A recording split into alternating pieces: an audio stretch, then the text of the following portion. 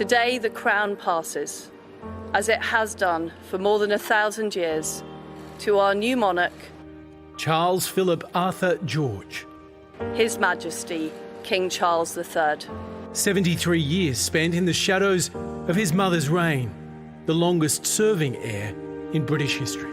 God save the King.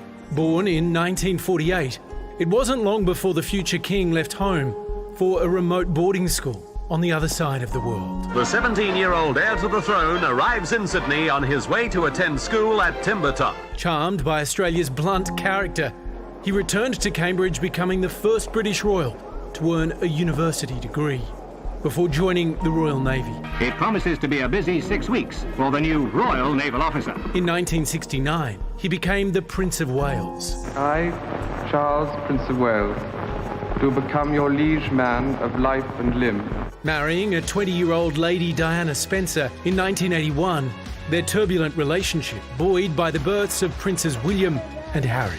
Dear Princess Diana and Prince Charles, congratulations on the birth of your new baby. But pressure on the marriage proved too much. Charles's infidelity sensationally laid bare by leaked phone call transcripts in 1993, in which he and old flame Camilla were caught in an embarrassing exchange.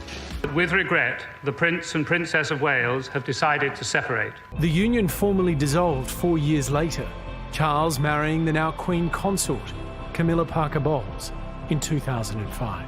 Here he is. His Royal Highness. Taking his arm. In recent times, as Queen Elizabeth's health declined, the heir apparent's duties doubled. Charles is if I may say, God bless King Charles. He is a really good man. While the Queen studiously avoided political interference, a very opinionated King Charles may deliver a very different reign.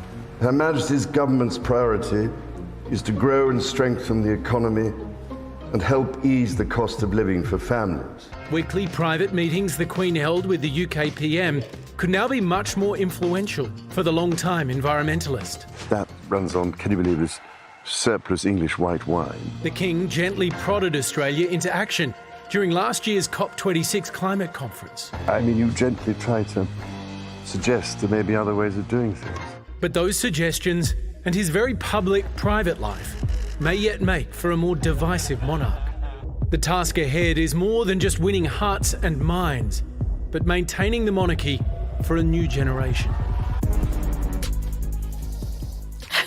It's going to be interesting to see how he proceeds as a king, because while we know that the Queen herself really kept her opinions to herself, Charles has shown us that he does have opinions.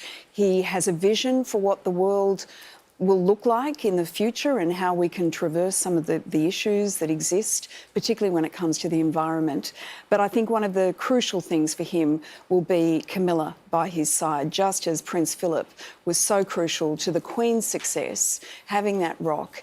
And you can't say anything else other than Camilla and Charles were meant to be together. And the Queen did make it known publicly that she wished for Camilla to be known as the Queen Consort. We understand that is likely what will happen. On the Queen's passing, Charles did immediately become the King on D-Day +1, as it's technically called, as part of this operation that unfolds right now.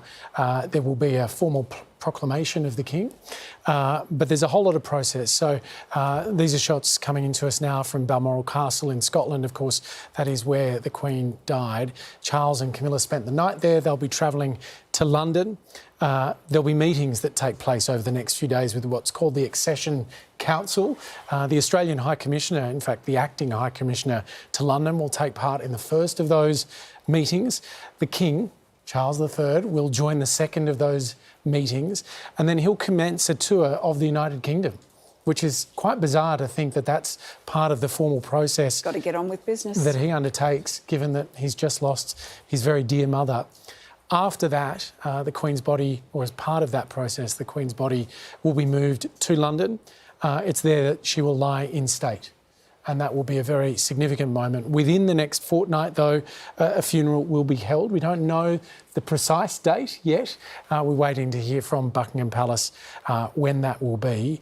But everything will work towards that. And as we mentioned earlier tonight, the Governor-General, David Hurley, along with our new Prime Minister, Anthony Albanese, I think you mentioned earlier, the first Australian Prime Minister during this Queen's reign not to have met her. That's right. As Prime Minister. That's right. And of course, the Governor-General was the 16th Governor-General that Queen Elizabeth had that interaction with.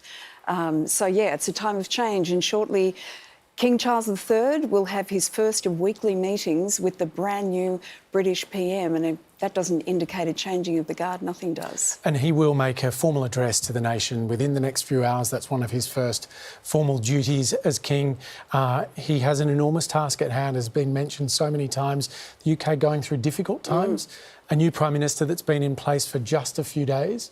He'll have to address all of that along with this enormous moment.